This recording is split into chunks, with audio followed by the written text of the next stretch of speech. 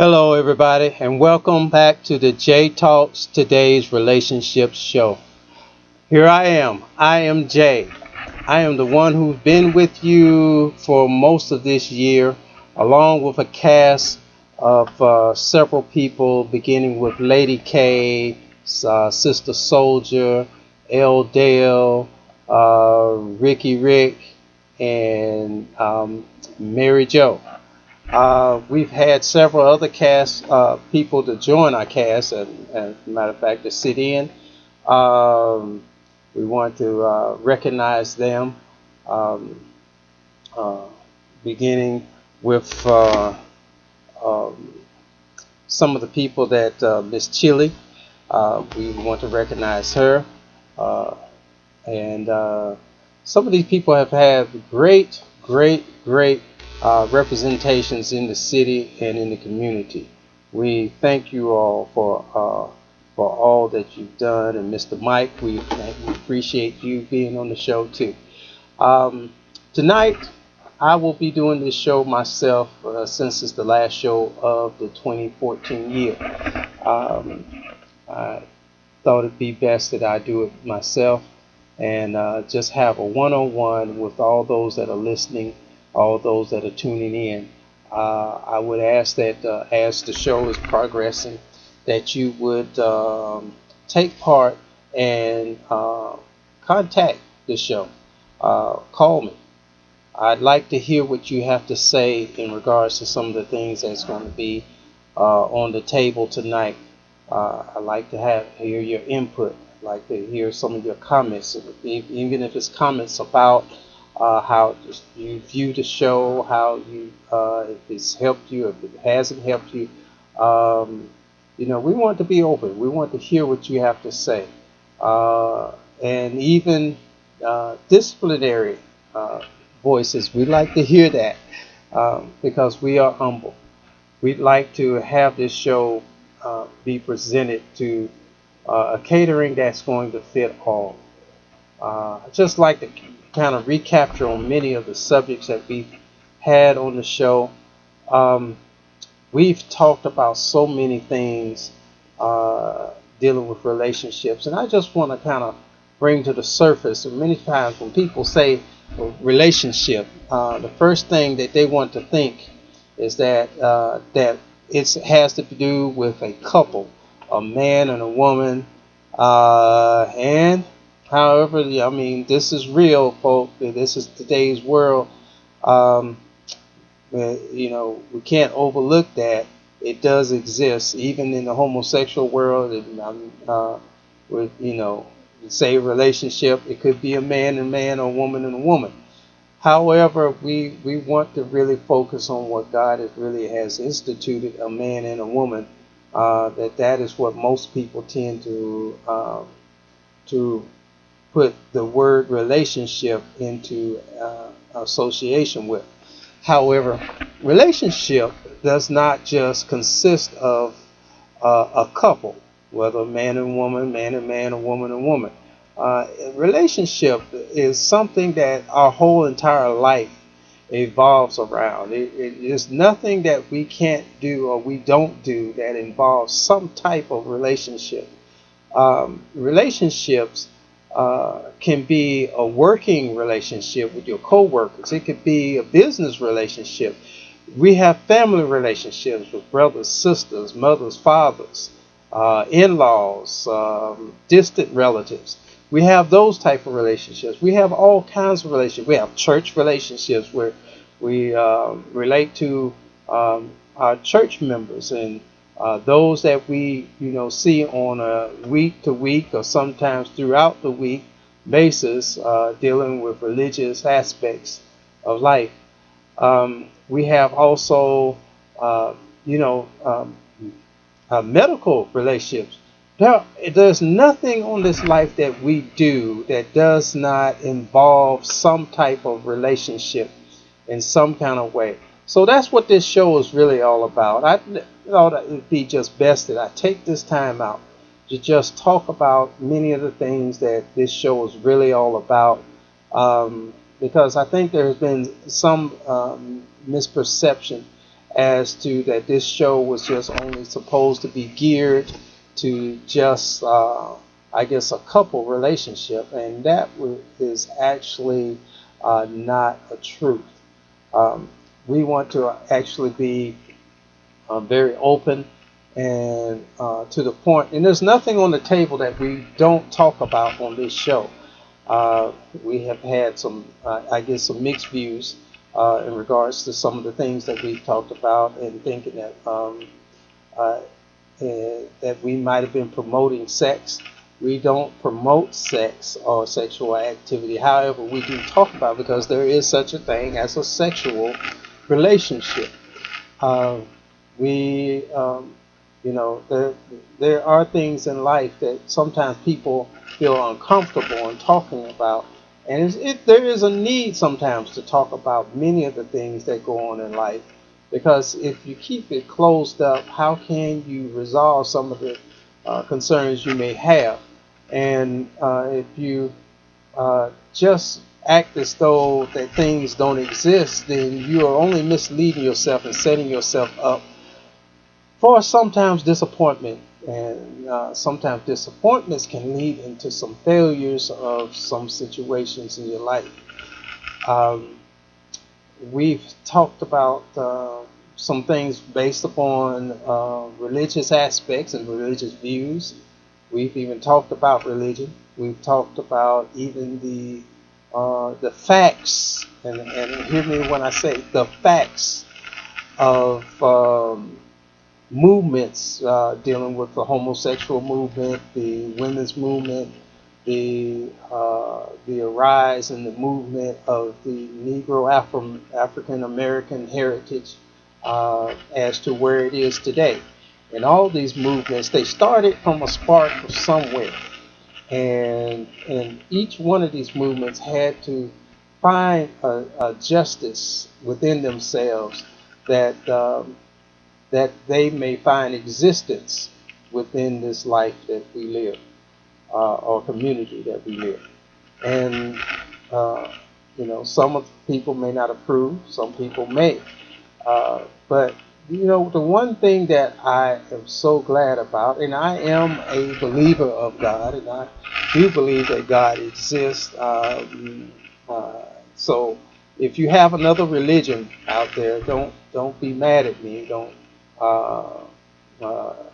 Please don't turn off the tube. Please hear what I have to say.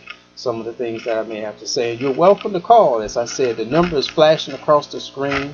931-266-0206. Welcome your call at any time. As I said, I am a believer of God, and I do believe that the scriptures are true in what it says. And notice I did say the scriptures. I didn't say the Bible. The Bible is actually conformed from the scriptures. However, there are many things of truth and facts that, as I said earlier, many people find a little discomfort in, because we get sometimes set in our traditional ways, and we can't find a resort as to where we can head to, where we're going to go, and how can we move out of one area into another area. One of the things that, as I expound on that statement I said about the scriptures and the Bible is developed from the scrolls. The scrolls is the authentic writings of the Word of God, or the inspirations of God. And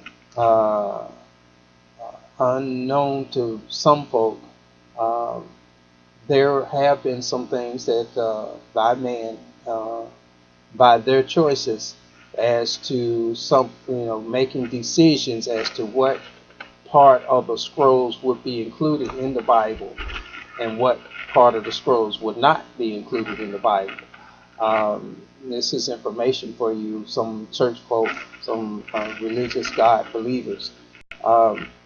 You may, if you haven't done much studying, which I really have, you may not know that there are some, as I said, some parts of the scrolls, which is the authentic writings of inspiration and Word of God, the scrolls.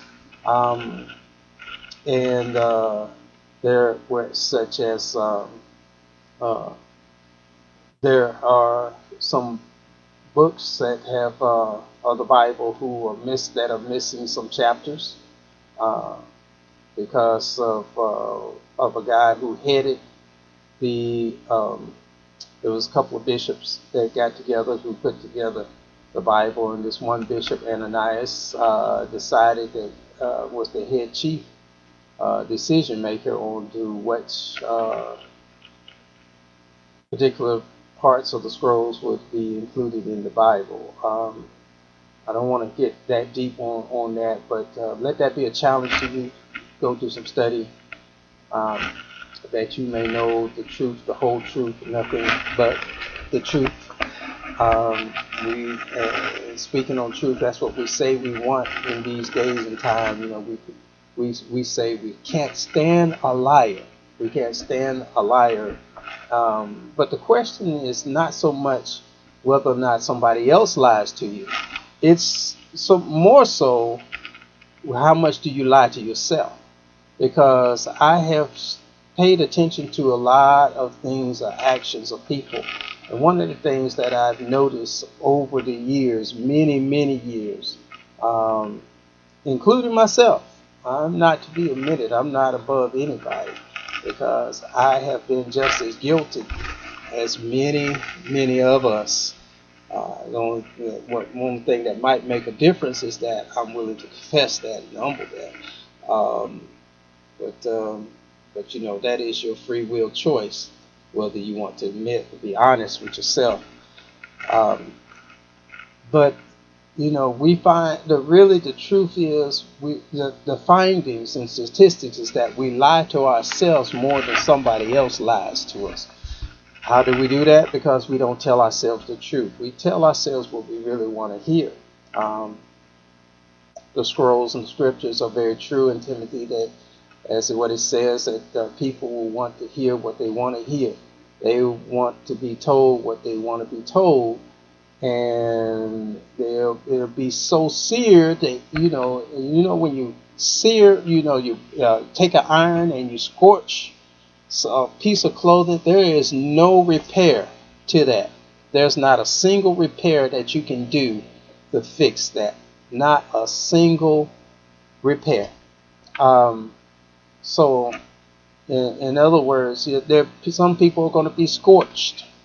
That's what seared means. They're going to be scorched in their minds that they're going to continue to make the decisions that they make. They're going to continue to be who they are with no change. Now, they may talk a good talk, but you can still tell what kind of person that person is based upon the talk that they have. It is true that the fruit of a tree does represent and tell you what kind of tree that you are about to bite.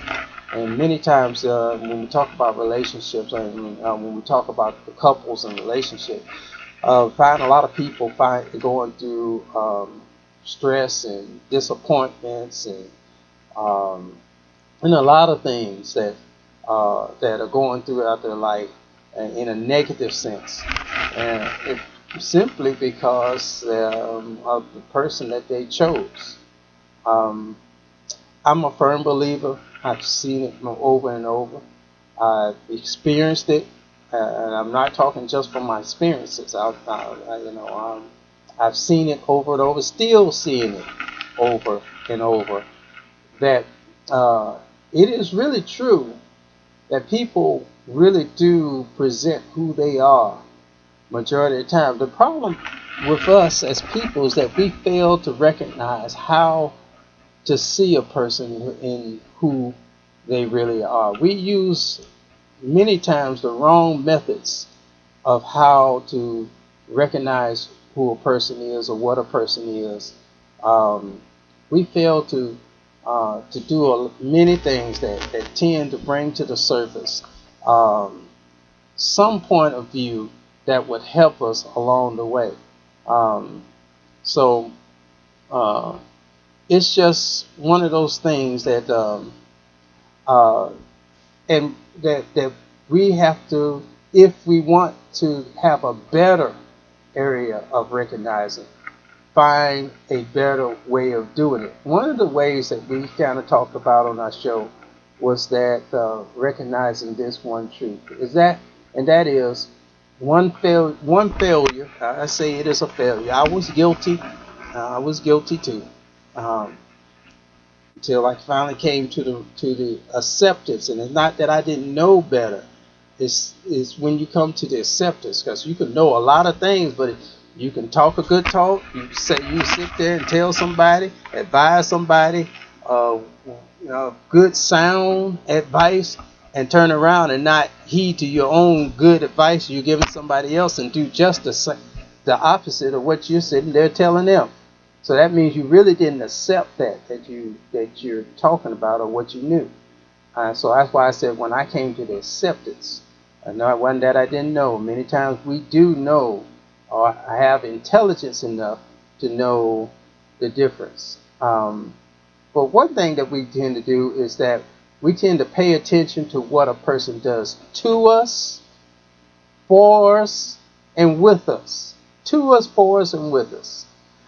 Those are really the three worst ways to try to get to know a person. It really is. It really is. No matter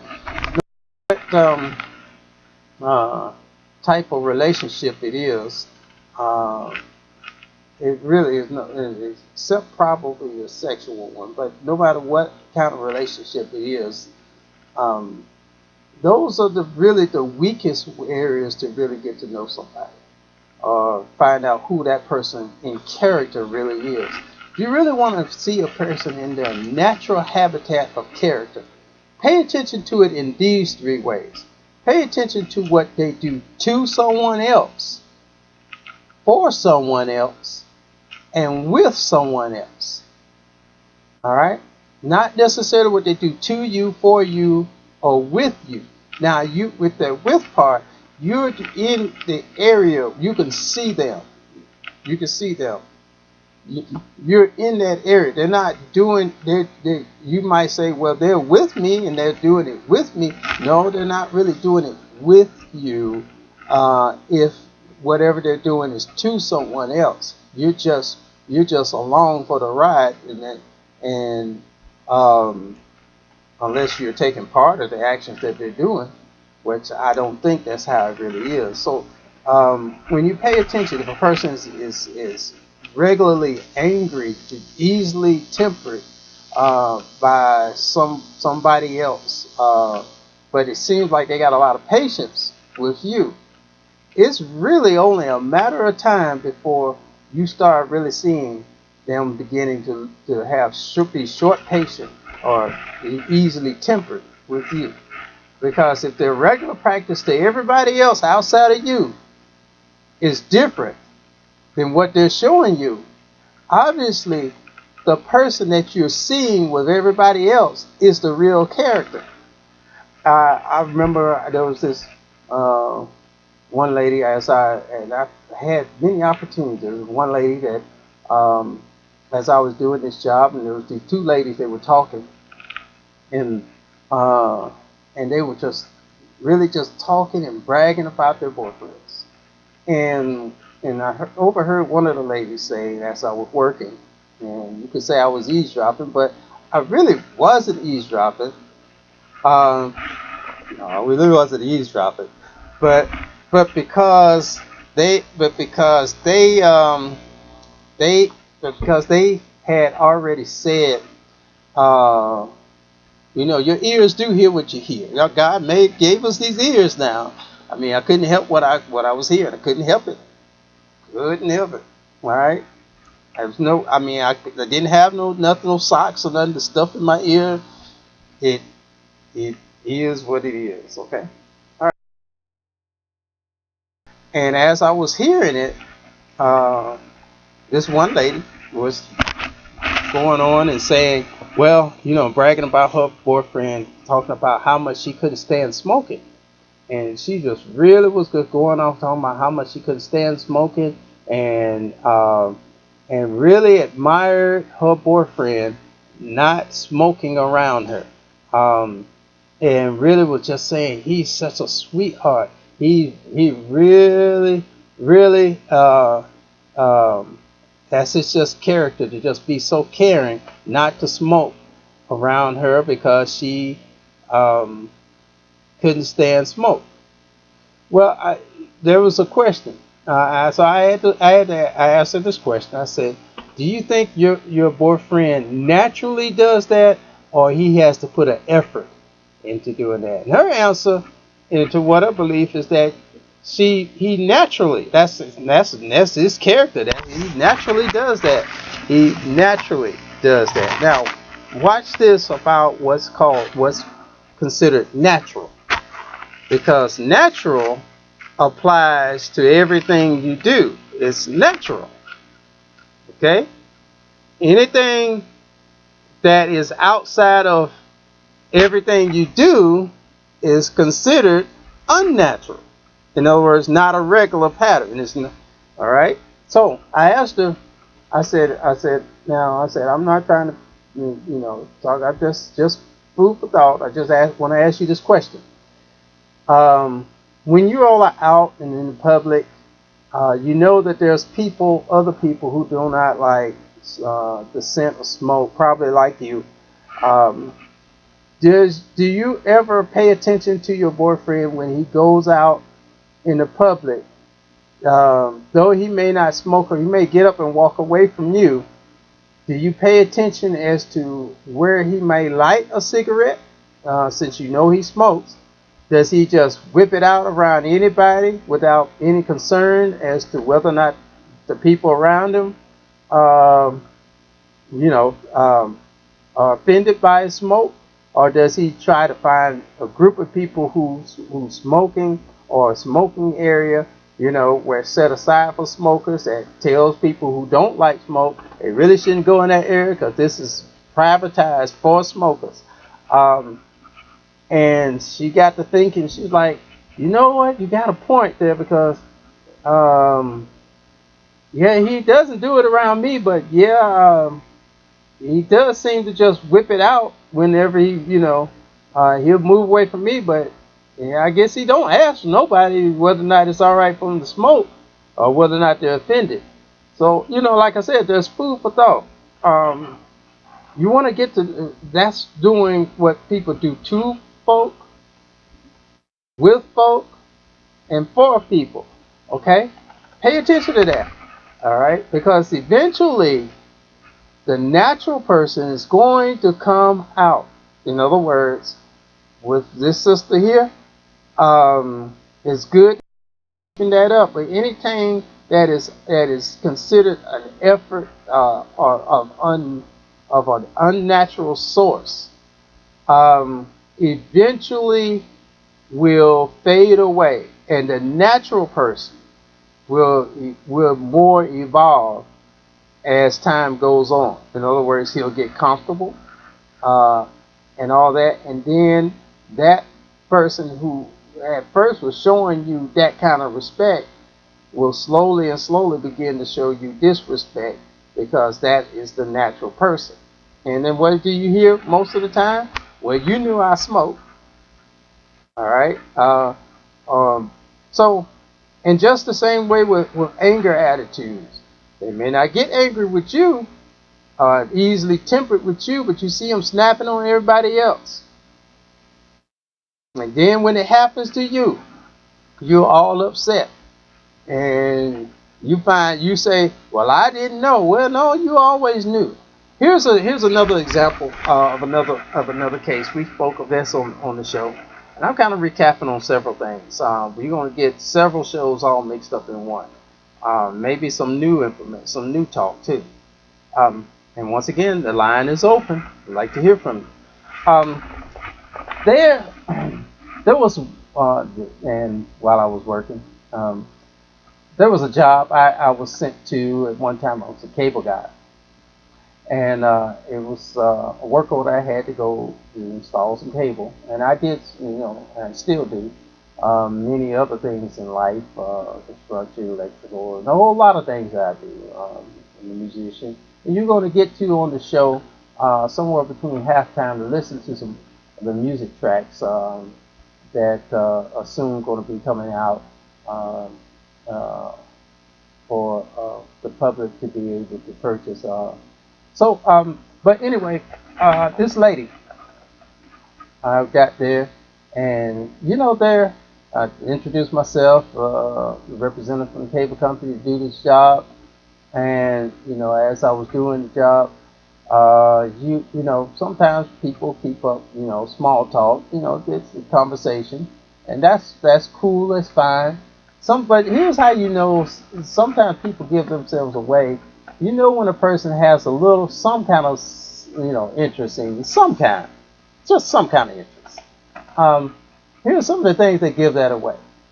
All right, because when it's not an interest or a concern, I said some kind. It could be very very small, but it's some kind of interest. All right. People will ask you these kind of questions. You got a girlfriend? You got a boyfriend? You married? You in a relationship? All right. Now, somebody who really ain't even thinking that kind of stuff, who really ain't got no interest in just regular conversation, most of the time do not bring those kind of questions up. Most of the time, those questions come up when there's some kind of at least a little spark of an interest. Okay. I recognized that when she started asking me these questions, and so uh, I returned the question and asked, said, why are you asking me those questions? Are you looking for somebody? And she gave the answer, yes, that she was lonely, was, looking for a man and all this. And I kind of, like I said, I recognized that. So I just gave her this, as I was doing my work, I just gave her this little bit of information. I said, well, have an idea of what kind of person you really want to have in your life, and or look for, and get to know that person before you really try to jump into anything. And back in those days, I was doing relationship. I just started really getting into doing relationship workshops. Um, so, I shared with her during the conversations. I shared with her other things I did, such as construction and all that. So she had some ideas popped up about doing some work on her house. Got my phone number for. Recently called me to hire me for some other work outside of the job I was already there. So second time she called me out there, and just as quick as many times people are quick to let somebody know how lonely they are and seeking, they're also most of the time just as quick to let somebody know that they got somebody. And this was the case, So when I got there, I asked her how she was doing. She was like, "Hey Jay, I found me somebody. I'm not lonely no more. I got me a man. I got me a sweetheart now." I was like, "Oh, good."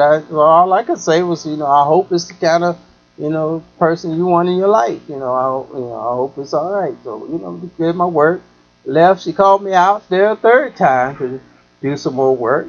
And when I got out there, I, decided to, while in in company, just decided to ask her, well, how are things going with your new boo?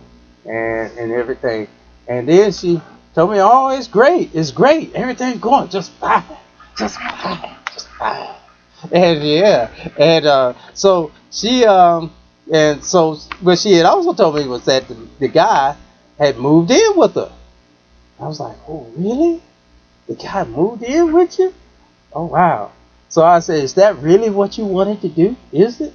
She was like, "Yeah." And the reason she said it was so what she wanted to do, because now she can keep up with him. She knows where he's at, and she feels safer in her home because now there's a man in the house,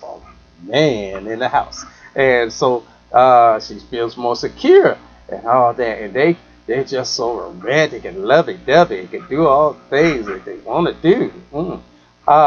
So I said, well, I think you should think about that. Um, don't deceive yourself on some of the stuff you talk. I didn't want to get into a breakdown. Just planted this thing. So here comes the fourth time she called me. This time it wasn't about coming to do some work. It wasn't about coming to do some work. This time it was about uh, a situation, stressful situation. She called me really, really crying and everything. And when she called me, she was like, I picked up, hello, Jay, I need to talk to you.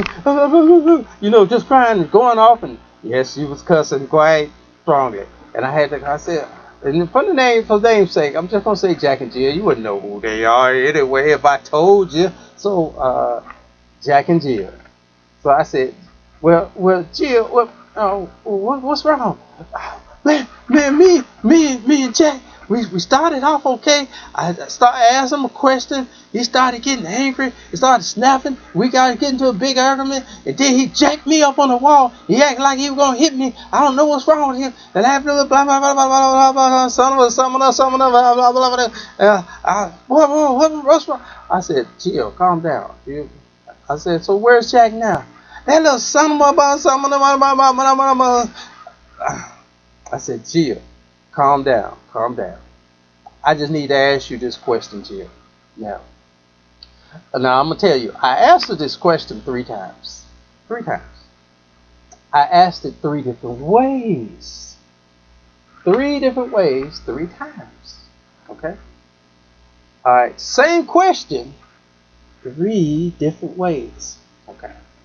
First time I asked her, I said, Jill, has Sam ever did anything like this before? I mean, has Jack ever did anything like this before? And she was like, no, that son of a ain't never did nothing like this before. I'm gonna hurt that Negro. I said, Jill, calm down. I said, I need to ask you another question. Now, same question, just asking it a little different. All right? I said, has Jack ever did anything like this before? This time I asked her, has you ever seen Jack do anything like this before? First time, has Jack ever did anything like this before? Second time, have you ever seen Jack do anything like this before? So, and because of that, she goes, no, I ain't never seen this joker do it. He never did anything like this to me. And I said, now we're getting somewhere. I didn't say that to her. I'm saying that in my mind, though. So I said, Jill, I had to calm her down again. Cussing like a sailor. But, it had all kinds of names in the book. So, but when I calmed her down the third time, second time, and the third time, they asked her the third question. Same question, just a different way. Remember, same question, just a different way. All right. This time I asked, and I told her, bite your tongue. If you have to bite your tongue, because I don't want you to say nothing for a second. Just listen. I'm gonna break it down a little bit for you. Have you ever seen Jack do anything like this before? Maybe around his family. You were there, and you just saw him just go off on his family. And for no reason, you just were there and you just saw how he acted, and he just kept going off, and and you just said that just didn't make no sense. That was uncalled for. Or maybe on the basketball field, with your buddies, just homeboys, they playing basketball. I mean, basketball is kind of a rough sport. So, they playing and he gets tripped, he falls down. Now, these are supposed to be his boys. And, his homies, his partners, his supposed to be friends, right? He, knowing that it's a rough sport, jumps up because he gets tripped and wants to fight. Because he gets tripped on a rough sport, accidentally. Now he wants to fight. All right? And you sitting there saying to him yourself, it was just an accident. Didn't nobody mean it. Okay? Now, I said to her, maybe on your job. I said, I don't know what kind of job. Y'all met on the job. And I don't know what kind of job y'all have. If you're out doing the labor work or in the office. I said, but I'll just use an office. Maybe, he's sitting at his desk. You're peaceful and quiet. Somebody comes along, knocks his coffee over his papers, steps on his foot, or something like that. Something that's just an accident. Even though it might, and I think anybody get a little angry if the papers got messed up from coffee being spilled on. But he really jumps off and goes off and ready to really fight. And you just said that didn't make no sense. That was uncalled for. There were other ways to handle it. And she quickly said, he do that all the time. I said, but you say you don't know this guy. That's what you're saying. You don't know this guy. You don't recognize who he is. This is some strange imposter guy who you just don't know. I said, actually, he been showing himself to you the whole entire time. You just didn't take time to pay attention to who he was. Now when he comes out, the natural person, now you all messed up. You saw all the time that he had a temper problem. You saw all the time that he was short-tempered. You saw all the time he did not know how to ration, how to deal with things. But now it's happening to you. The natural. You see, that's what I'm talking about. The natural person will eventually come out. Eventually. But you can see the natural person not by paying attention to what they do to you, for you, or with you, but what they do to someone else, with someone else, for someone else. It is those particular areas of how to pay attention to a person that we come to conclusions of who a person is. We can see that much more quicker than we can by spending all that time. And a lot of times people will say, oh, it was 5, 6, 7 years before I really got to see who he really or she really was. It don't take that long. It really don't. Just listen. Listen, pay attention. Because that's part of discernment. Just listen, pay attention. It don't take that long. If you just listen and pay attention. And many times we don't. We're so caught up in gifts. We're so caught up in how they treat us, flourishing us with money. And all right. But you know what? I have seen and learned and found out that many people who get hooked up with the wrong kind of person and their lives become devastating and they become so trial and their lives become such a whirlwind with dealing with this person that it becomes so unbearable that they don't even if they had a nice car, the person that fell, I guess you say fell in love with or head over heels with had a nice car, that they don't even want to do. They don't care about the car. They want out. They don't care about the money. They want out. They don't care about a bunch of stuff because what they really want is peace. Isn't it funny how we sometimes want our peace before we want material things? And it's funny how we give up our peace over material things. Many guys want that woman with the fat body, PHAT. Okay, all right, y'all know what I'm saying. And they're flipping more over the body than the character. Many women want a guy who's buff, hunk, or bougie.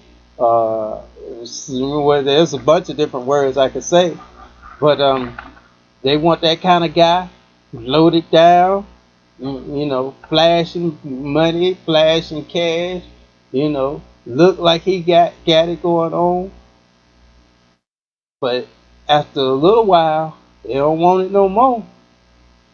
Hmm. Isn't it funny how we give up our peace and our joys over a bunch of materialistic things? Because before long, that's all you really going to get back to. You want your peace and you want your happiness. You know, it's really true. Nobody takes your joy, nobody takes your peace. You actually give it up. You give it up. Because it's your choice who you deal with. It's your choice who you hook up with. Whether it be friends, whether it be someone you're having a romantic relationship with, whether it just be, I mean, really, you give it up. All right? You do. And about church folk. Some folk that we get when we hook up with church just because they in church, we we sometimes bring devastation on ourselves because we say, because of not paying attention to the truths. We say, oh, they're in church, so I'm gonna hang around to church folk because they're in church. Well, I want let me help you there, brothers and sisters, in the Lord, in the Lord, as I'm gonna say it. Church folk. We say this little saying so much, but we really don't pay attention to what we're saying. It does have a lot of truth to it. It has infinitive truth to it. We say this: the church is like a hospital, and that is true. The church is like a hospital. Let's compare that. Let's break down what we say. Let's pay attention to that. If the church is like a hospital, okay, let's use the analogy. What do you find in a hospital? What are the operations of the hospital? Who's in the hospital? Who's coming out of the hospital? For you to use something in paraphrase, then you have to look at the whole substance of it to know what you're talking about. And many times we just say a lot of stuff that just sounds good, but not paying attention to. But even in the church, yes, the church is like a hospital. It is a place where people go to get healed. Healed. But as in healing is majority of time, even when you go to the real hospital, medical hospital, healing is majority of the time not in a few seconds, and not in a few hours, and not in a few days. Okay? Healing. It's a process. All right? To healing. The same with religion. It's a process to healing of the soul. It's a process. So, those that are going into the hospital are sick folk looking to be healed. So what if the church is like a hospital? What do you expect, or should you expect, in the church? A bunch of sick folk looking to be healed, going through a process, not saying that they're healed already, but going through the process of getting healed, meaning that they will be sick until they are healed. I don't think it took a rocket scientist, okay? But a lot of times we get so messed up when we go in the church because we go in there and then find people talking about us or having attitudes and all that. What do you expect? They sick. You went in there sick on something. I'm sure you're not all the way healed. All right? You taking medicine. Some people take their medicine respectfully and humbly and regularly and on schedule. And there's some folk that slack on the medicines because they find themselves don't feel like it or they're not in the mood this day. I mean, it's the same kind of characteristics if you're taking regular medical prescription pills. as taking a spiritual pill. People have the same attitude. So not everybody is taking the pill in the church like they ought to. hmm and them with DTS, all right, or becoming bipolar Christians, as we call them. You know, they flipped out because they didn't take the medicine. The feel good pill that settles you down, gets control of you, become bipolar Christians or bipolar church folk. Now that's about.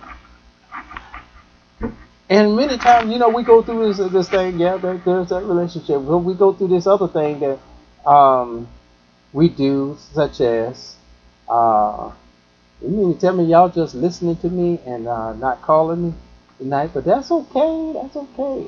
Because I have a lot to talk about tonight.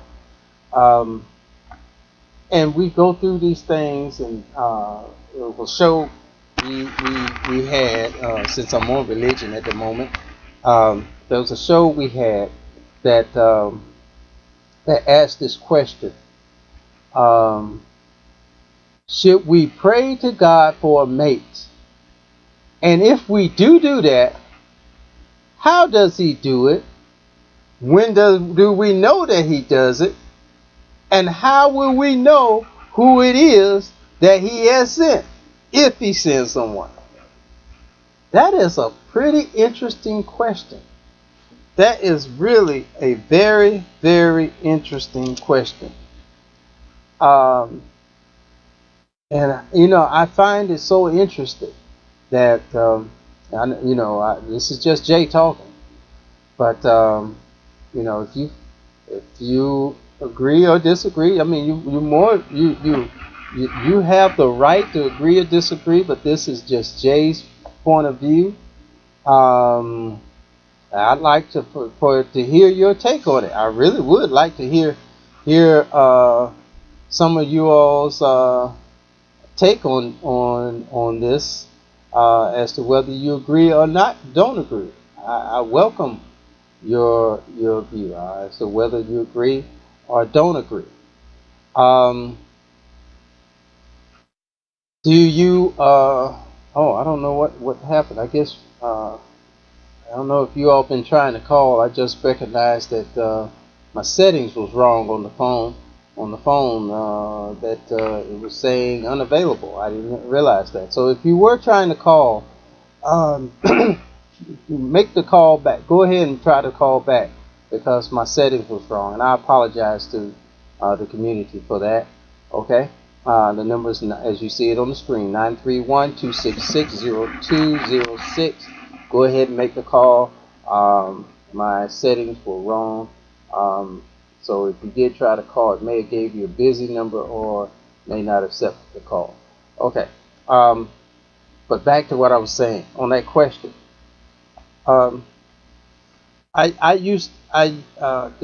Remember, there's a thing called tradition. Tradition is defined as a pattern or a way of life that is passed down from generation to generation, tweaked along the way. Some things added, some things taken away. Basically, it's like a law that keeps getting changed and changed and changed, and it's no longer the original way. It's no longer what it was originally meant to be. It's actually a whole new total thing. And some things that done on traditional basis can be a form of deception or a form of manipulation. But as I said, traditionally, there has been a thing said throughout the land, that to pray to God and He will give you your mate. I pray to God to send me a man. I pray to God to send me a woman. All right? Remember I said, if we pray to God to send us somebody, how will He do that? All right? And how will we know when he does that? And who will we know which one is the one that was sent? Hmm. You know, because there's a lot of people. There's a lot of people out there. You know, a lot of people. A whole lot of people. Okay?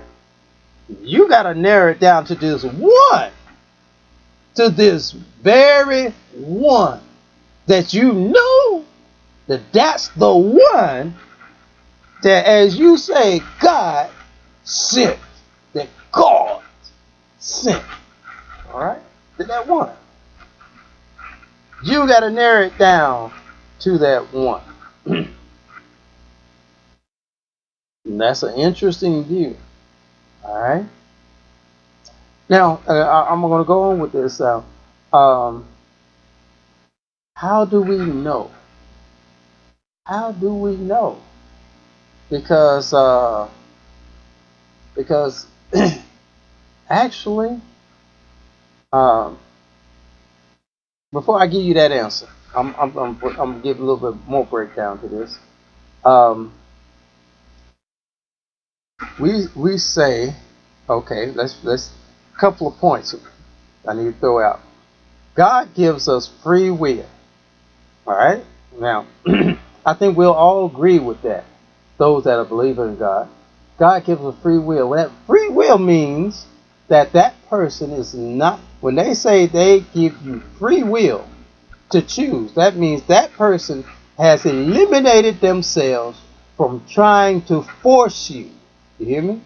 Force you or make you. They are not going to force you. They're not going to make you.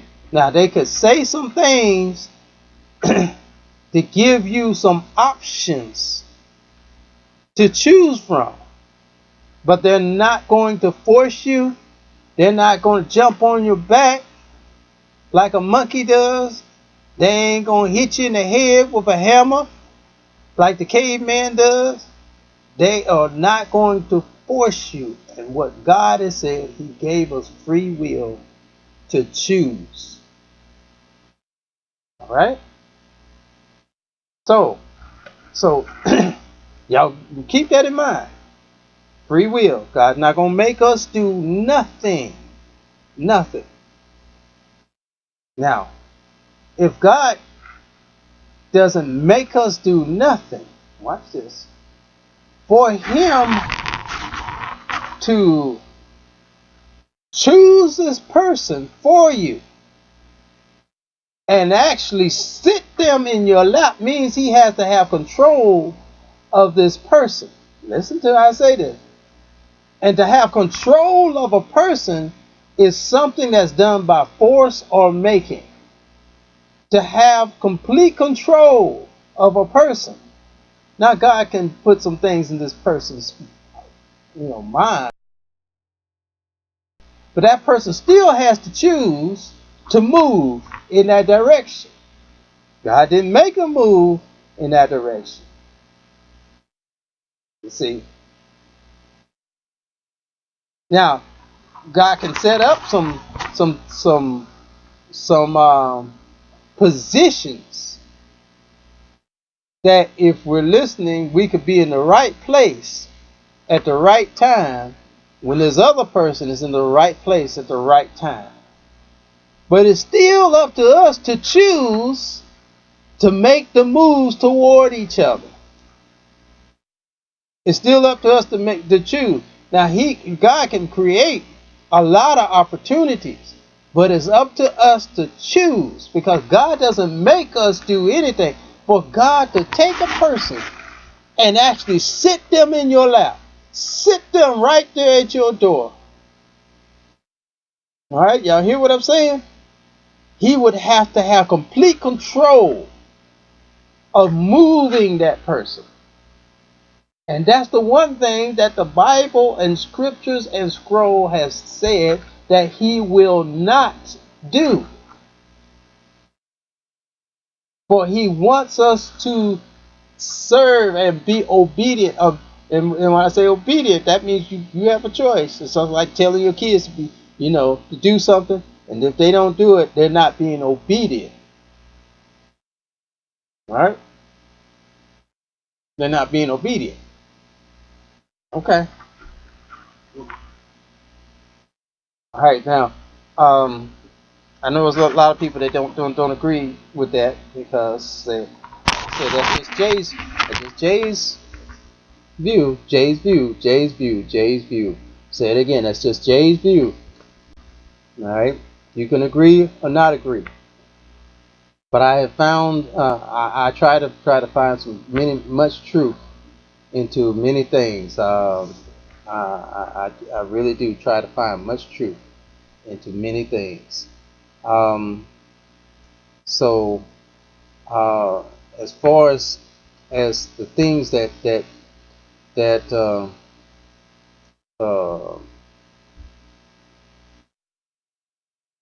that people do, hmm, um, as about getting their loved one or getting a mate, um, many times it's not biblical.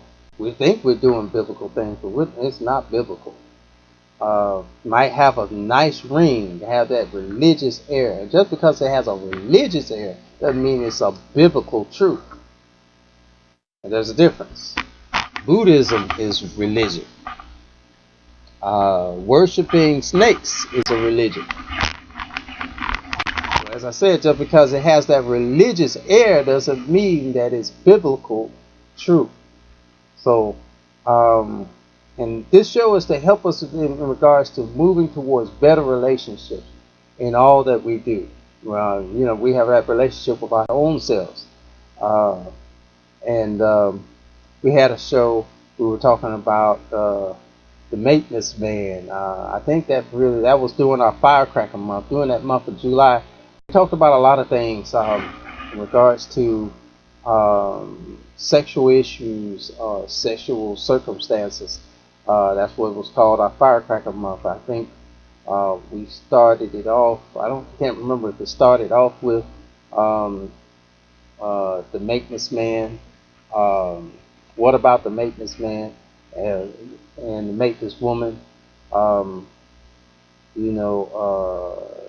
Does it exist? Is it needed?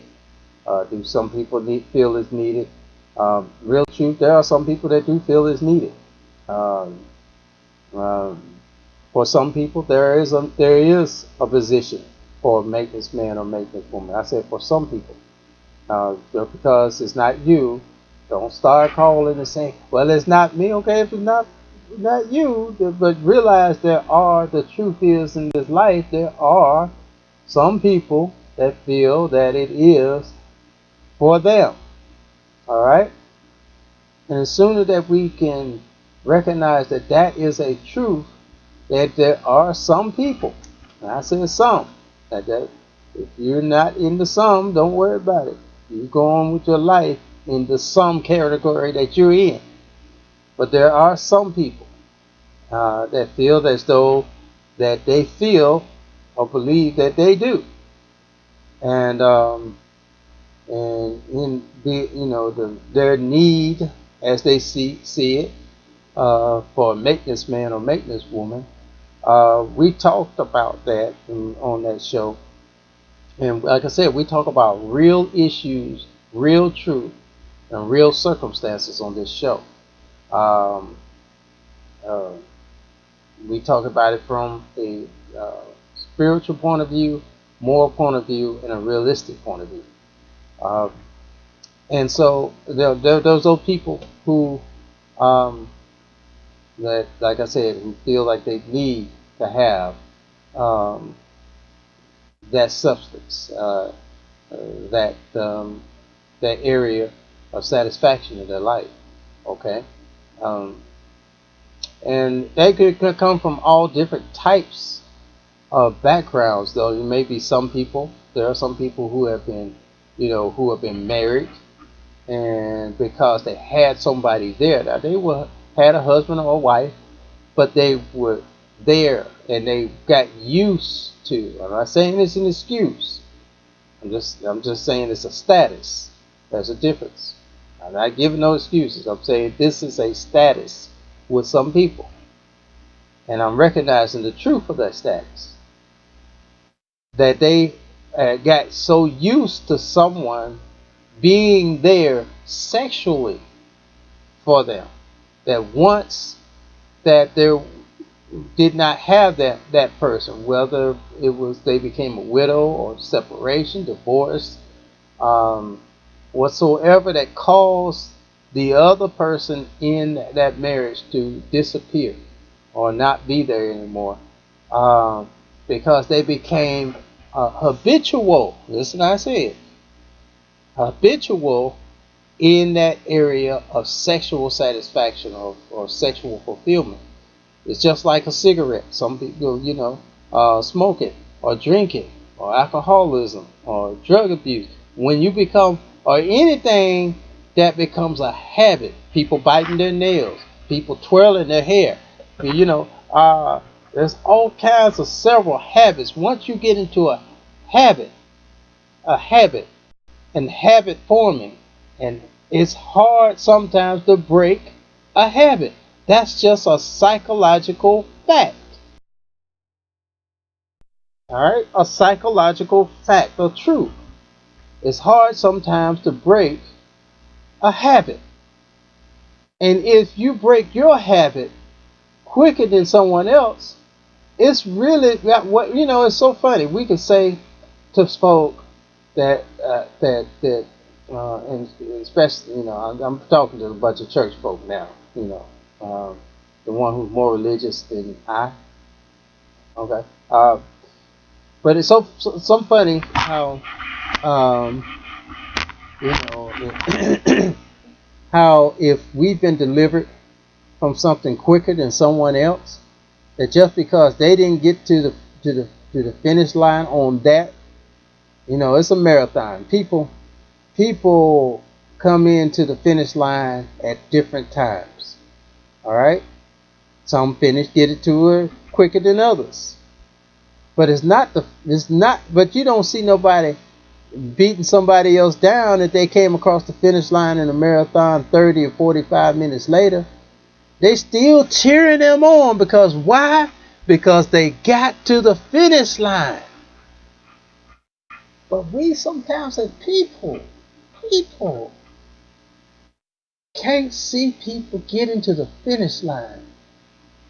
We got a problem.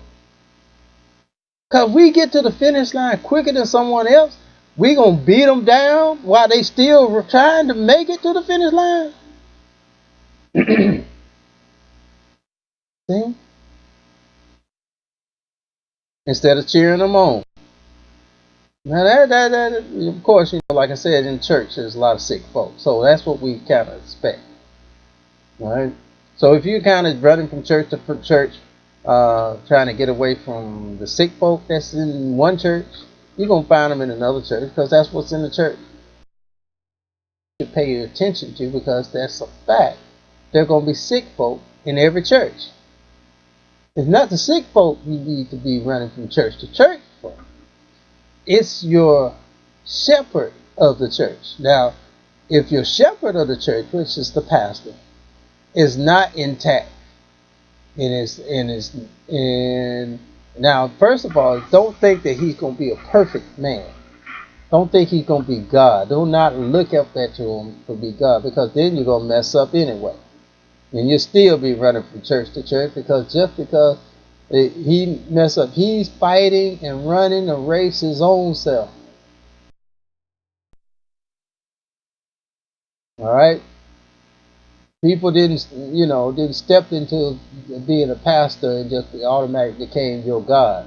And if you worshiping them as God, and the way you know that you're worshiping them as God is if they mess up. Now there are some things.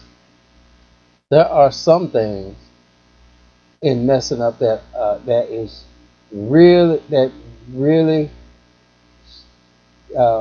a pastor definitely cannot do. There are some things. Then there are just some things that are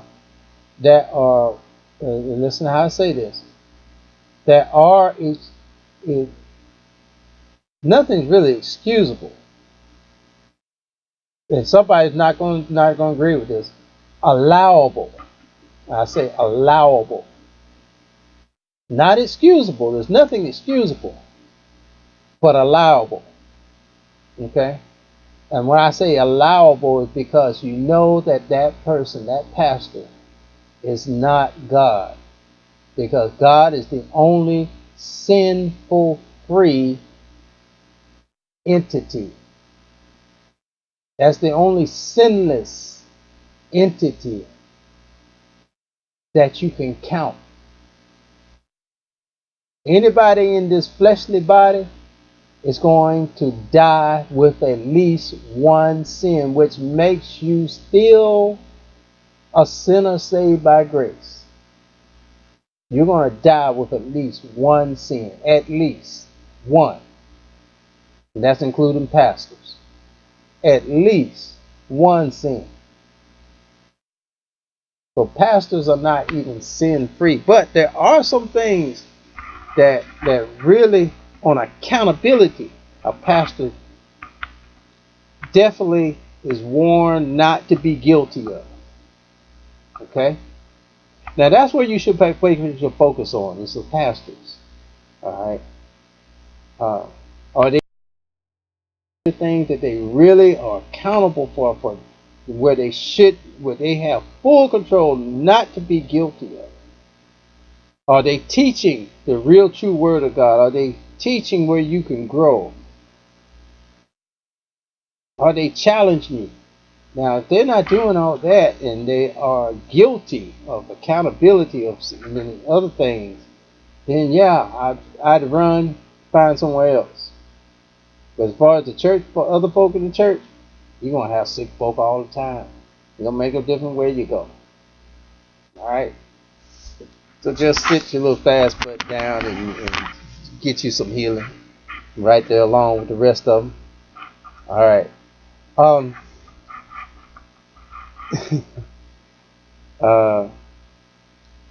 right. I'm gonna bring up and take a little break here. I'm gonna let y'all hear one of the tracks.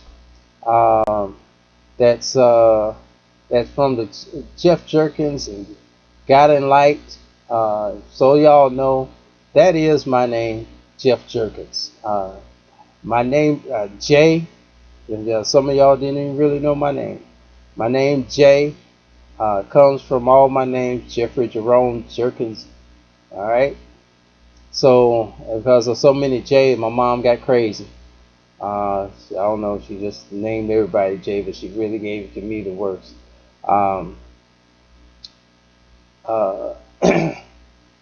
But like I said, just you all take a listen to this. This is I'm put on probably 2 or 3 tracks tonight. This one is The Real Meaning of Christmas. The Real Meaning of Christmas. We just had Christmas. I'm gonna talk about a couple of things coming up on Christmas, and I'll be right back doing this intermission with this Christmas song. I think on many of you all's computer there's probably a commercial. I'm going to talk until the commercial goes off, and then I'll put the music track on. But we're going to. I want to say this about going into the new year. Many things we do not pay attention to. We mislead our own selves, set ourselves up.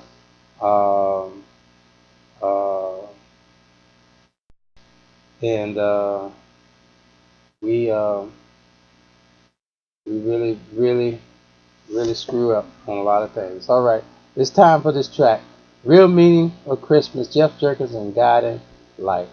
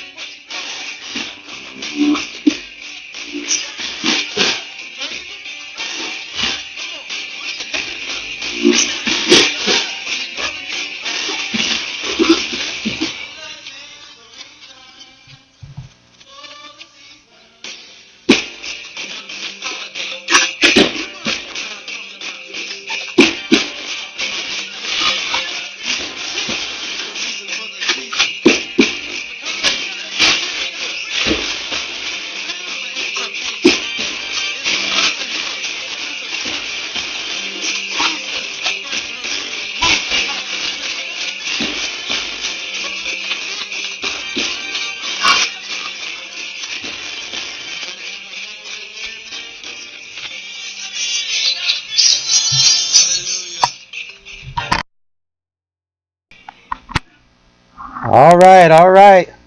We back again. Jay Talks, today's relationship show. I hope y'all could hear that. I hope the audio was fine. I don't know how it came out. I'm not on the receiving end, but um, just wanted to give y'all a little sample of some of the other things that's going on in Jay's life. You'll be hearing quite a lot more about Jeff Jerkins and the Guiding Light as time goes on. Okay, all right.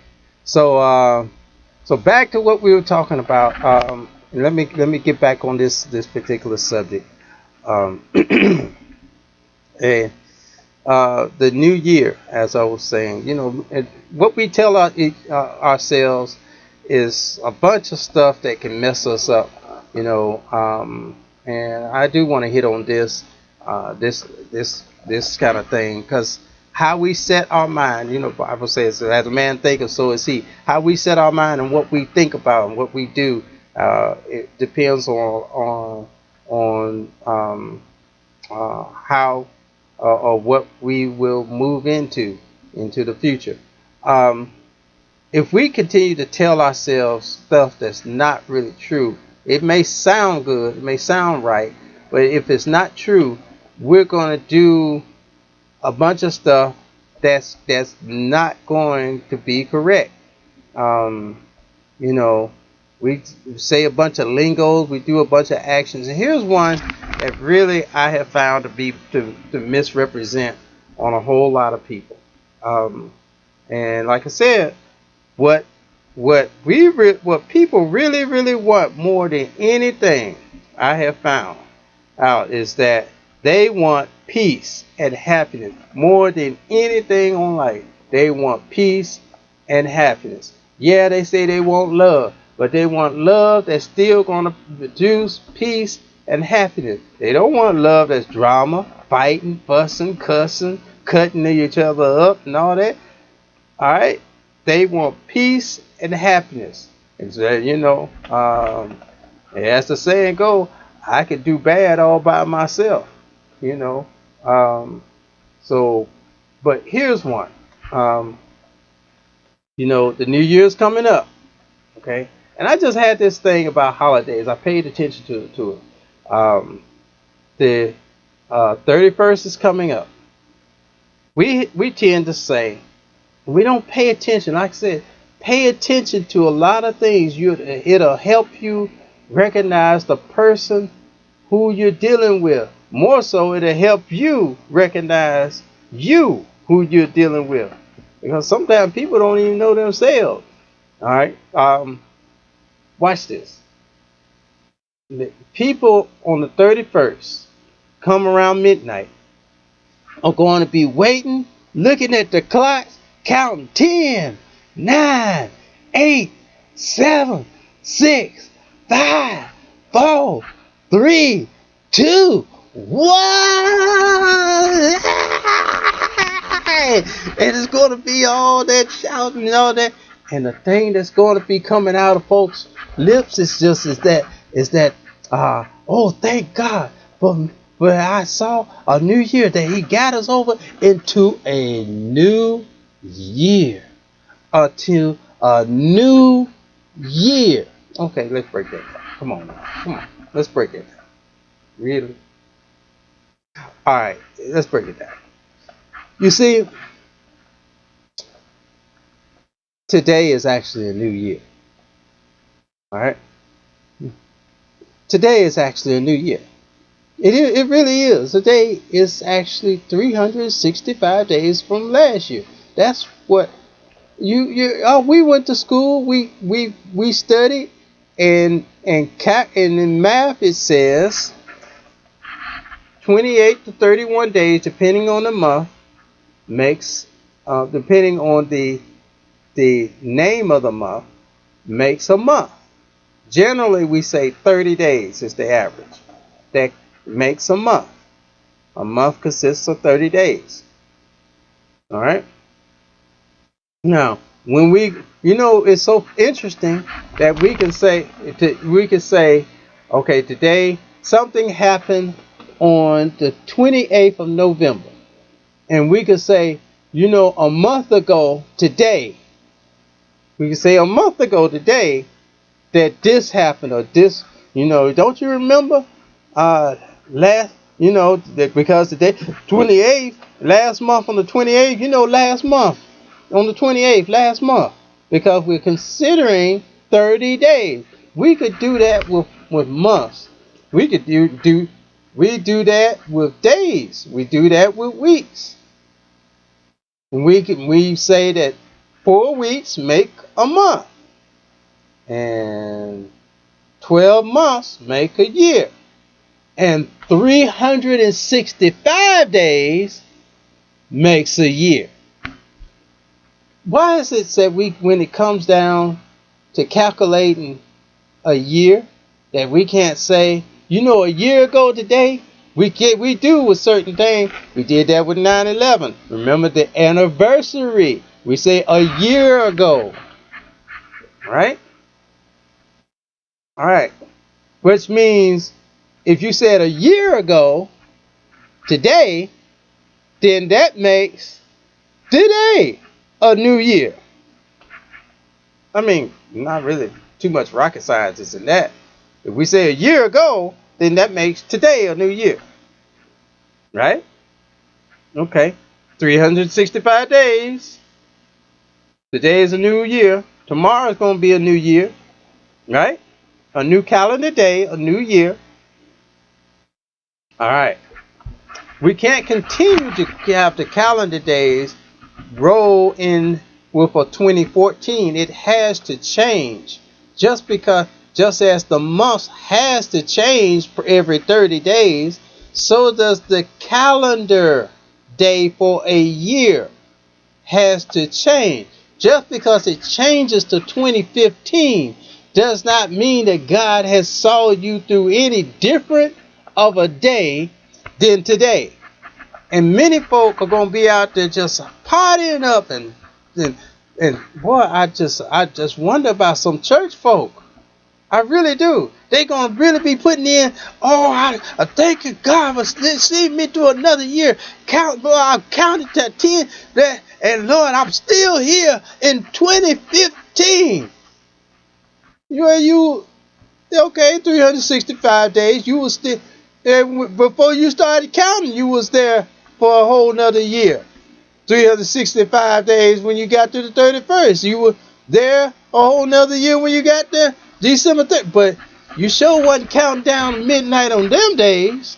And you sure wasn't ready to give God a whole lot of praise on those days. So what I'm saying is we get so caught up in tradition that we don't know how to see things. We don't know how to view things. So we miss some things and we get misled. And I can see God just sitting up there just saying, you mean tell me that they gotta wait?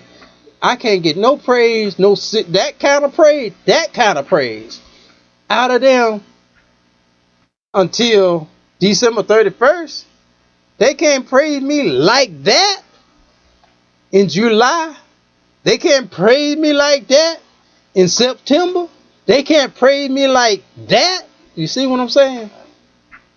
So, y'all might be saying, I'm taking all the sting out of the fun. No, I'm not taking the sting out of the fun. You can have your fun. But the thing about it, you need to be real about it. And the same thing about everything you do. Even in your relationships you need to be real about it. Because all you're going to do is set yourself up for downfall.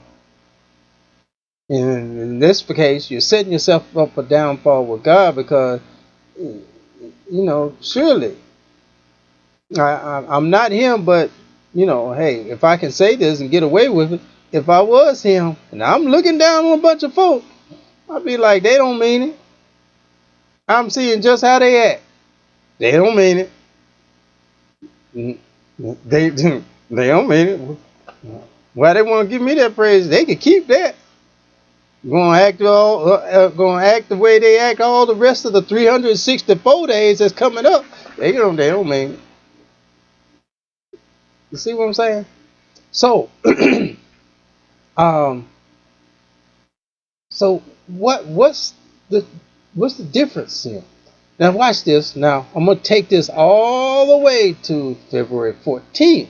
I had to say that so I could get your mind set for what I had to say about February 14th, Valentine's Day. This is really gonna deal with your relationships. All right, there are many folk that gonna get upset, mostly women. All right, I said mostly women. Get upset on Valentine's Day because somebody ain't giving them no flowers, no candy. They getting stressed out. They want to say tradition now is gonna mess you up. You gonna just because somebody give you flowers or candy or a gift on a day that's set aside by the government for you to do. In other words, you letting somebody else tell you when to do something that is supposed to say that you care and love for somebody else. That's what you're doing. Because you fell into the trap of tradition. You're letting someone control you, telling you when you need to go buy some flowers and get some candy and get a gift to give somebody something just to represent, to show, quote unquote, that you care and love them. Now watch this. But when it comes to 15th and the rest of the 365 days, when that somebody ain't telling you something, do you have that much get up and go to just do it spontaneously? And for those that's looking for it to come on the 15th, if your man or woman can't have that same energy on a spontaneous day in June or May or August or on a rainy day in October, you mean you won't get nothing else like that given to you until the next February 14th? Something really wrong with that picture.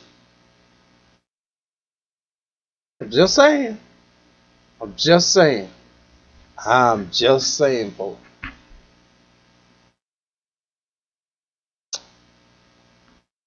See, the traditional things we think about can mess us up and set us up. And we don't really see the real person. You really want to know if a person really cares, really got that love for you? Let them give it to you. See if they'll give it to you that special. Make you in other words, create that scene that you're special on an odd day that don't mean nothing. That is a day ain't nobody else doing nothing. So what if you don't get your flowers and candy on the 14th day? If your man or your woman doing things that's making you feel special different times of the year, so what? Your friends and them might be getting their flowers. Don't envy them. Don't envy them if they got it on the 14th, because that may be the only day that they get it. But if you can get it on other days where ain't nobody telling them to do it, that's something to really feel special about, because that means they had to spontaneously think about you on their own They had to spontaneously make that move to go get them flowers on their own. They had to go get it, make the effort to go get it on their own, not follow the crowd, not be in the crowd, not hang with the buddies trying to everybody go pick out flowers together and all that.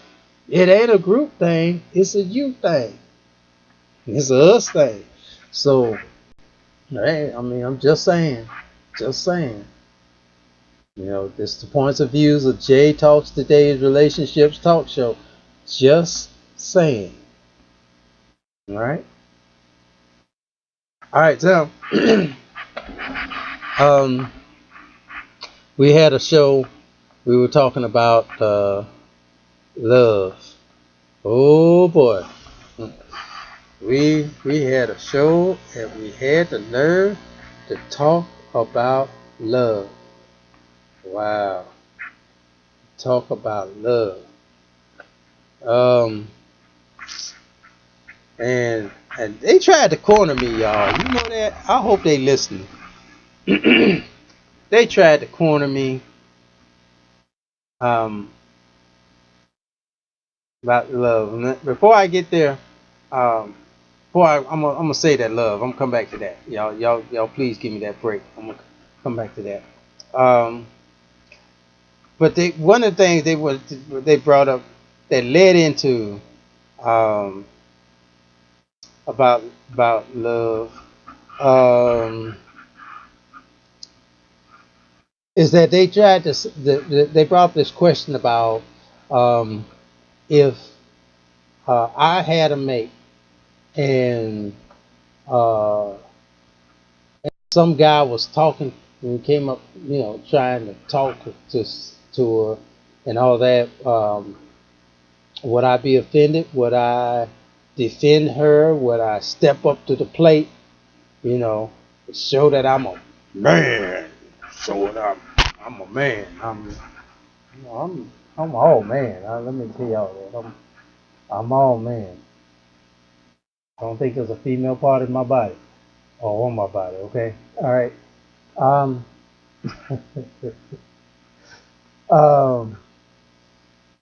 But that's what they would try to do. So one of the things I shared that no, the thing I believe in, and I learned this in the 9th grade. Those that may have seen this show, and who may have seen this show when I talked about this, my belief coming from the 9th grade, I had a situation, and in that situation, I learned this one little something in that situation.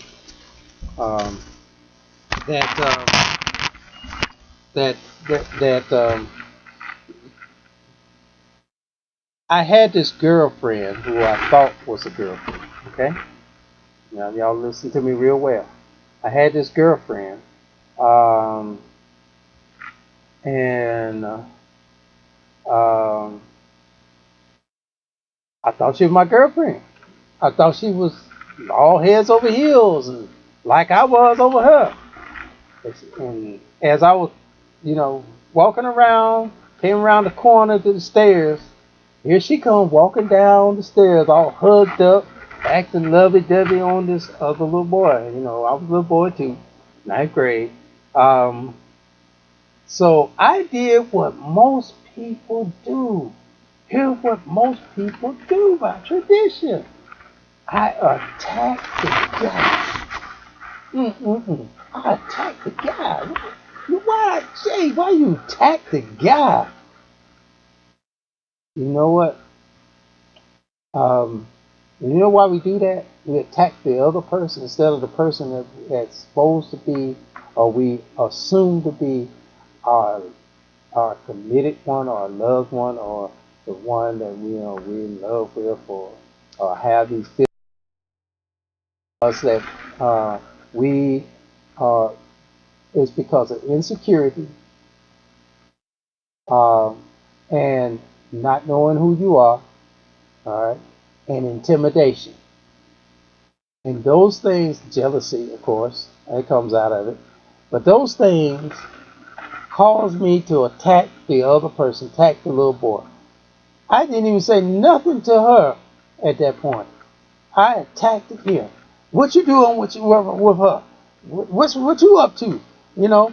And so we called a fight after school, me and him, over her. And needless to say, I had an uncle who had taught me, me and my brother, karate and things, and what I did, uh, I was whooping his butt. I was, and he decided to pull out this little pocket knife, and I managed to take the pocket knife from him.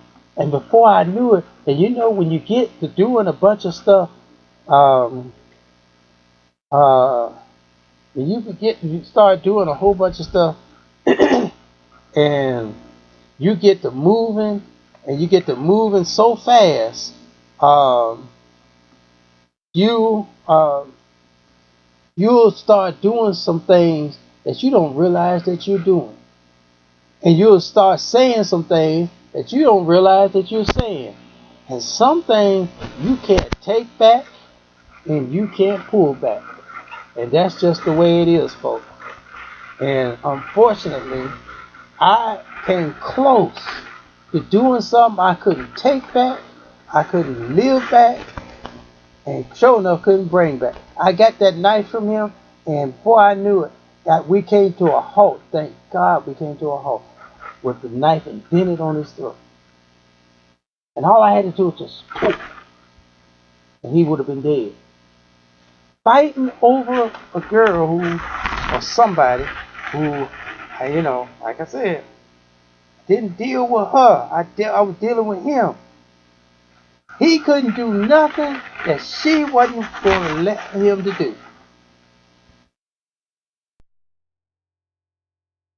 Somebody who's allowing somebody to do something outside of preference or respect to me. Let it go. Let it go. I mean, folk be fighting and going up and scratching up folk car, busting their window, killing folk because their so-called mate or whoever, husband, wife, girlfriend, boyfriend, assumed person. That's another thing I'm going to talk about in a minute. Assumed relationships. Assumed person. And they be going out doing all this crazy stuff. And you messing up the other person's life who's doing something that's allowed to do to whosoever that you get mad about. Let them go. You mean to tell me out of all these thousands and thousands and thousands of people, you so stuck on that one out of thousands and thousands and thousands and thousands? You so stuck on that one that now you got to go hurt somebody who's allowed to do what they do. I hope somebody hearing this. I really hope somebody hearing this.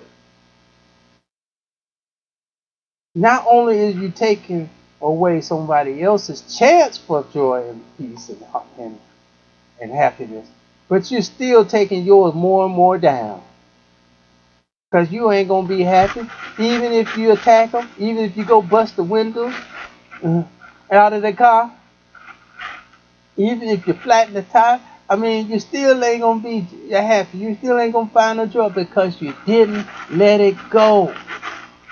And until you let it go, that's the only way you're going to move toward trying to restore your joy and peace and happiness. And that scared the mess out of me when we came to a halt. It is. And so I found that no, I wouldn't go just go jump.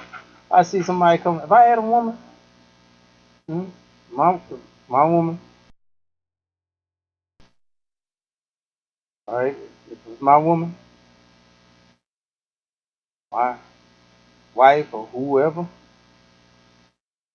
And as a matter of fact, even my daughter, if, if I would not go and just because I see somebody walk up to them and start talking to them, go jump over with out of jealousy, out of inferiority, out of intimidation. I wouldn't go do that.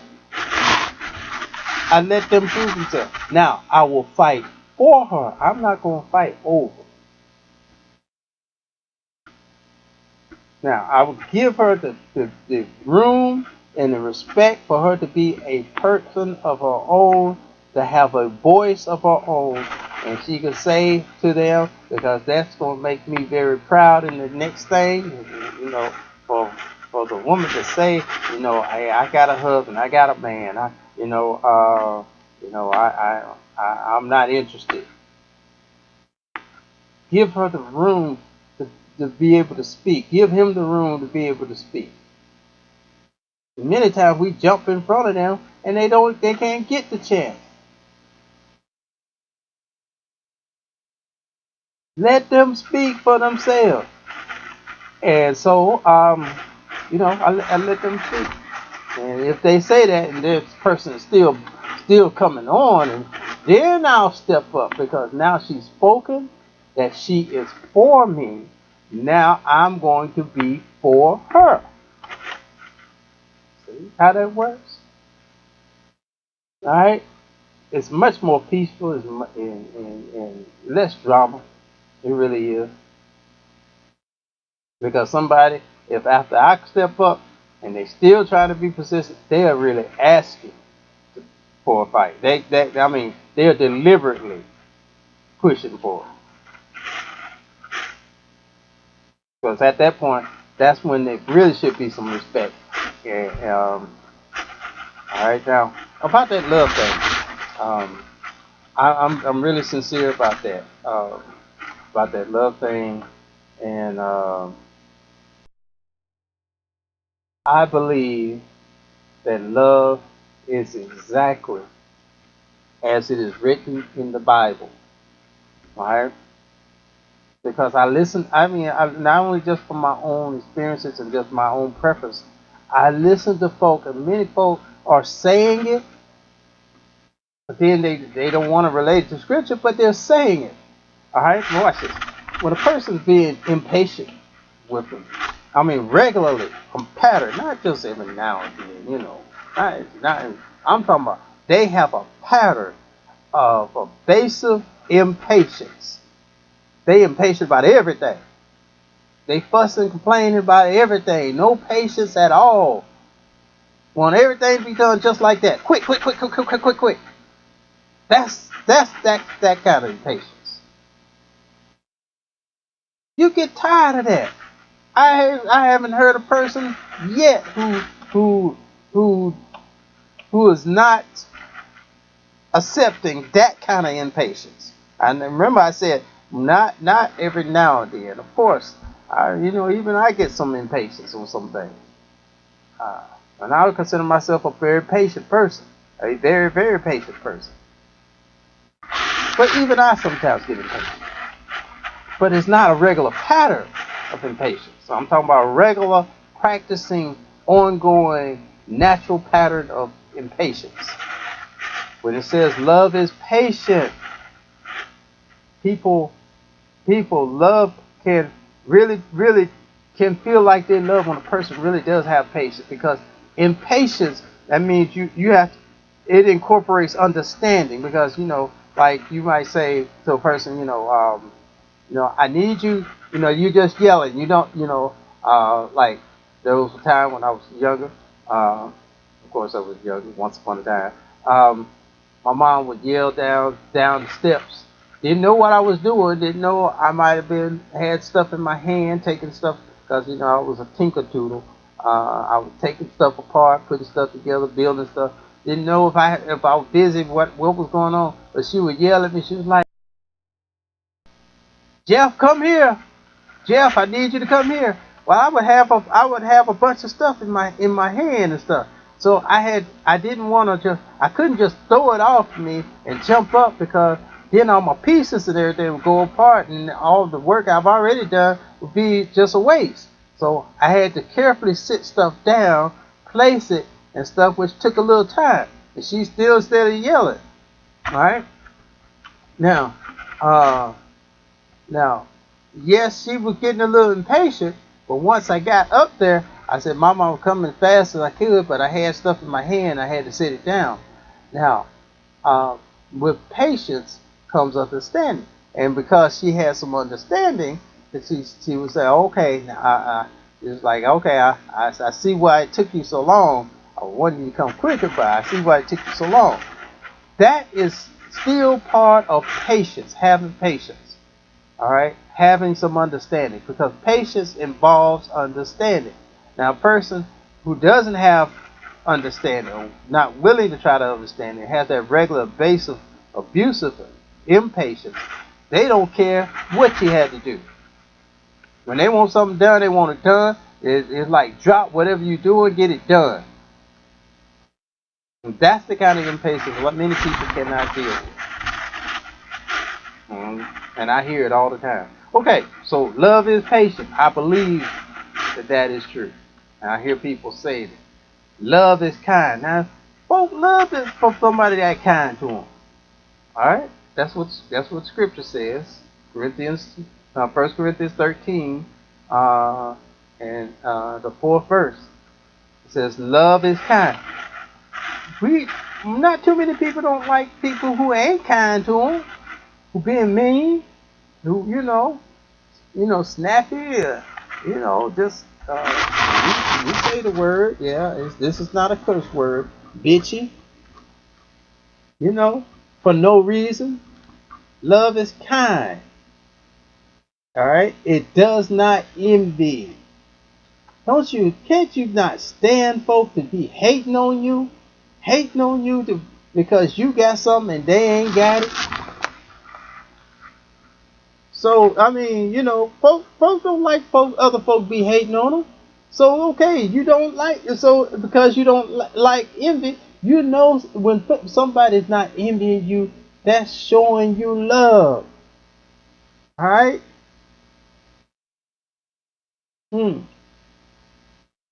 It is not proud, as the scripture said. Love is not proud. Alright. Aren't there some folk in your life that no matter how wrong they may be, you can't tell them that they're wrong? They too proud to say that they're wrong. Everything is right by their eye. Everything. They can't be, man, too proud. Don't you, in love, don't you feel more love when a person can show that they at least a little humble? Ain't so stuck up on themselves? Okay. Alright. It doesn't dishonor others. In other words, it's not disrespectful. Don't you like your respect? Alright. I like for folks to respect me. Alright. So, it is not self-seeking. In other words, and all they can think about is themselves. They can't think about you. It's all about them. They can't. When they really thinking sincerely about you, showing you that they thinking about you. I don't have to break that one down. It is not easily angered. Go back to patience and understanding. And this one, it keeps no record of wrong. Don't you hate folks that keep going back talking about what happened yesterday? You can't get rid of your past for nothing. You doing better, whatever it was, they gonna keep bringing it back. Do you really feel like you love when the folks doing that? Alright, I'm just saying. It always trust. Don't you want folk to trust you? Now, if they ain't trusting you, do you feel like that person is loving you? Alright. Always hopes, in other words, this person has the best interest for you. They ain't trying to pull you down. They ain't trying to hinder you. You got goals. Maybe you want to be a dancer. Maybe you want to be a musician. Maybe you want to do whatever. Instead of bringing you down, telling you what you can't do, what you would never be, and all that. Do you really feel like you love when somebody doing that? They hope the best for you. That makes you feel love. I mean, I could go on and on, but y'all read it for yourself. I'm a firm believer that is what real love is. That's what real love is. Now, anything else, I mean, y'all can make it whatever you want to be, but I've seen it time and time. Those definitions that many folk have out there, it ain't been holding up. It ain't been holding up. And now I hear them complaining. I hear what they're saying. And then when they start complaining, I look right back at that scripture, and it rounds up fitting right there in that scripture. So yeah, I believe that the scripture is true. What is real love? 1 Corinthians 13:4 through 8.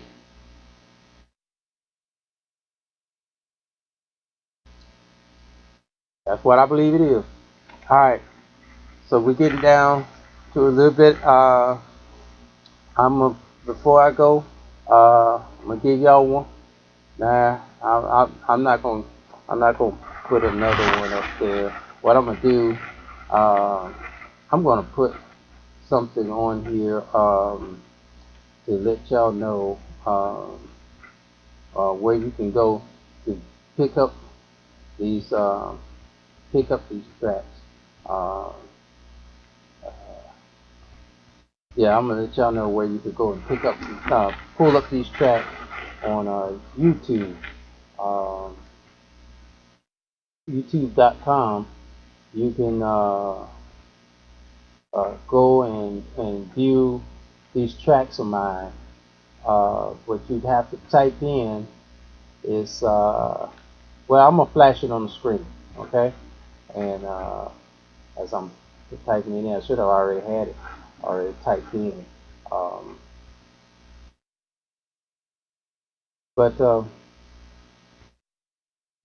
Yeah, if you go to YouTube and just type this in the search, I'm putting it up on the screen now, and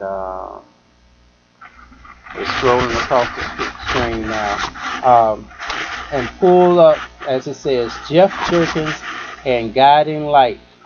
You'll be able to pull up 4 of the tracks on the CD, and I hope that you all enjoy them and that you like it. I'm getting down towards the end of the show, but I just want to wish everybody a very merry, happy holiday.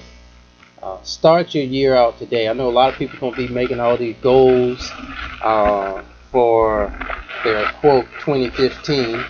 I don't want to say New Year because I don't want to mislead myself or nobody else. It's not just a new year, even though it is a new year. It's not just a new year. Today is a new year. Tomorrow's a new year. The next day after that is a new year. The next day after that is a new year. It will be a new calendar year, but not just a new year.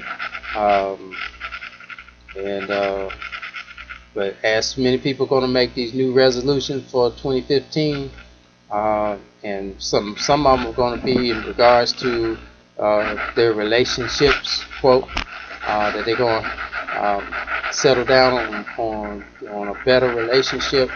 Well, it's going to be how you condition your mind. I mean, remember, I did talk about, you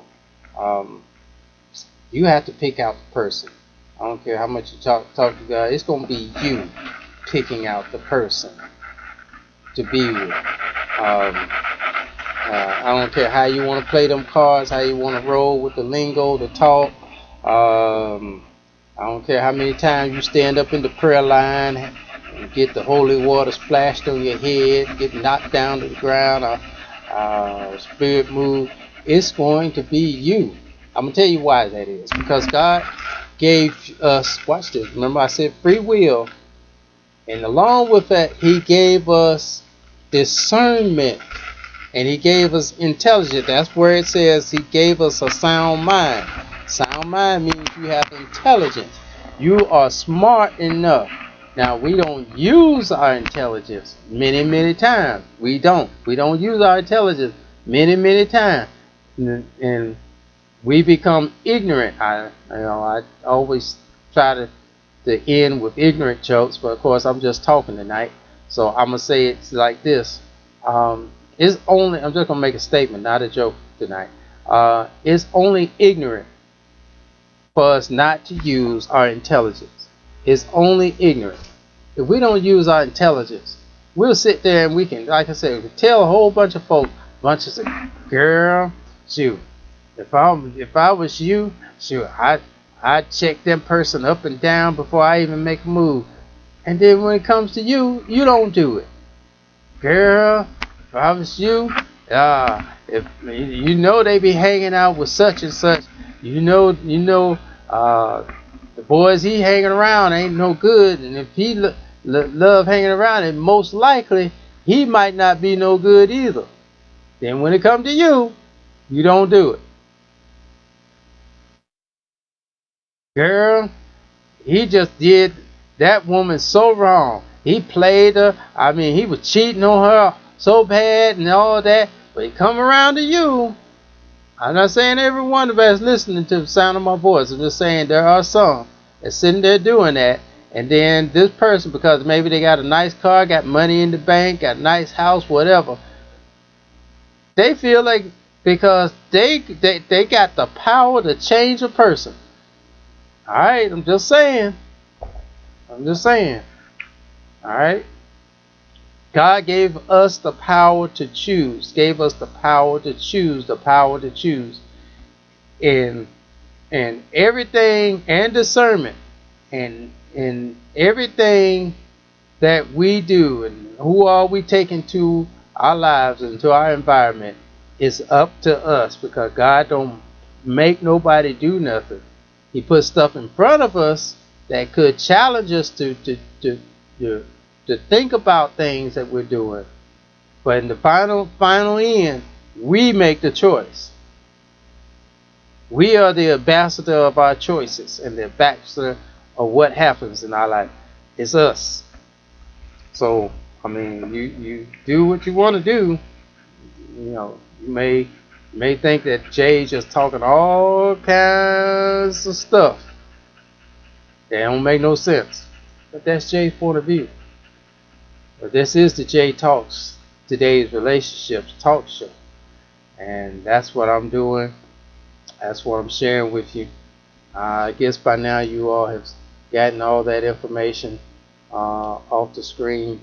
Like I said, just go to Jay Talks, to YouTube, and look up Jeff Jerkins and Guiding Light.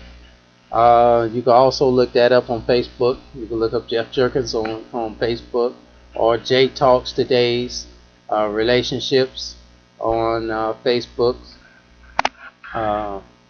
We're all over the place on Twitter, Jeff Jerkins and Jay Talks Today's Relationships on Twitter. We're pretty much on all the sites it can be found. So I really thank you all, those that have listened throughout our time as we go into this new calendar day of 2015 and begin our first show of the year of 2015 in January. And I guess that's about the best I can say. I appreciate you. I thank you.